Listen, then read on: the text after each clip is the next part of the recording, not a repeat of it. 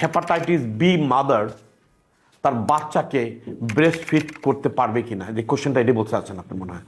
Answer should be yes, 100% yes. বর্তমানে যে আমরা প্র্যাকটিসটা দেখি, যদি মানে যে কোনো প্রেগনেন্ট মাদারকে দি বেসিক কিছু ল্যাবস করা হয়, হেপাটাইটিস প্রোফাইলটা করা হয়। তো হেপাটাইটিস প্রোফাইল যদি করার পরে যদি দেখা যায় তার হেপাটাইটিস বি পজিটিভ, তাহলে একটু বাচ্চাদের ট্রিটমেন্টটা একটু ডিফারেন্টভাবে হয়। কী হয় জানেন? বাচ্চাটা জন্মগ্রহণ 24 আওয়ার্সের মধ্যে একটা ইমিউনোগ্লোবুলিন অ্যান্টিবডি বাচ্চাকে দিয়ে দেওয়া হয়, যেন মার এই ইনফেকশনটা বাচ্চাকে যেন ক্ষতি না করতে পারে। তারপরে বাচ্চা তো ভ্যাকসিন পাবেই, হেপাটাইটিস বি ভ্যাকসিন তো পাবেই। তো ওই ইমিউনোগ্লোবুলিনের কারণে যে বাচ্চার chance of getting the hepatitis B infection is very very low. হবে না তা না, হইতে পারে।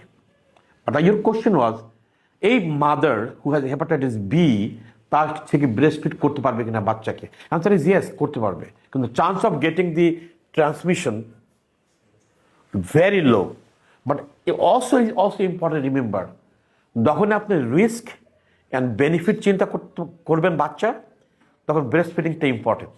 কারণ এই বাচ্চার ব্রেস্ট ফিডিংটা দরকার for is immunity growth, with all are the immunoglobulin that is coming from the breast feeding. Clear? তো একটা জিনিস সবসময় বলবেন, আমরা বলবো মাকে, যে যখনই বাচ্চাটাকে ব্রেস্ট ফিড করতে হয়, নিপুলটা যেন ঠিক মতো ক্লিন করা হয়। কোনো আলসার থাকলে যেন ওইটাকে ম্যানেজ করতে হয়। ওখানে ব্লিডিং হইলে এবং এটা যদি নোংরা থাকে, কোনো জায়গায় যদি আলসার থাকে নিপলের মাঝখানে, ওই ব্রেস্ট ফিড যদি বাচ্চাটা করে, তার তো ওই আলসার থেকে অথবা ওই ব্লাড থেকে সে মুখ দিয়ে চলে গেল তার স্টোমাকের মধ্যে।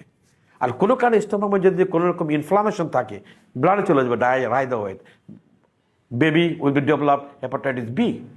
নাও তখন আর ভ্যাকসিনে কিন্তু কাজ হবে না। আর কারণ আমি যেটা আলাপ করতেছিলাম যে কোনো কারণে যদি hepatitis surface antigen, which means that is infection in the blood বা হেপাটাইটিস বি যদি থাকে, তাহলে কিন্তু আপনার এই ভ্যাকসিনে কাজ হবে না। ওটাকে নেগেটিভ করতে হবে, তারপরে vaccine, which is very very very very challenging.